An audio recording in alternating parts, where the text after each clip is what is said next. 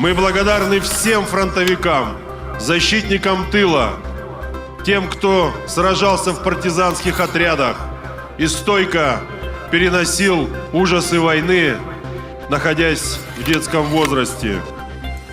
Мы выстояли благодаря вам, вашей силе духа, самоотверженности и вашей любви к Родине. Вы трудились, не покладая рук, восстановили страну за считанные годы, подняли ее из руин, создали мощнейшую промышленность и передовую науку. Мы гордимся вашими подвигами. В республике очень много делается. Самое главное, это выполняется закон о ветеранах. То есть все, что положено, каждая статья для ветеранов, она выполняется. Возможности создаются оздоравливать их в реабилитационном центре «Максаковка», в госпитале. То есть ветераны, конечно, чувствуют о себе заботу в нашей республике. Это моя родина стала.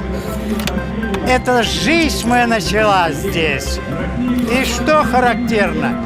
Люди на севере какие-то дружные, сплоченные, готовы подставить спину при любой катастрофе. Север меня воспитал, север меня сделал человеком.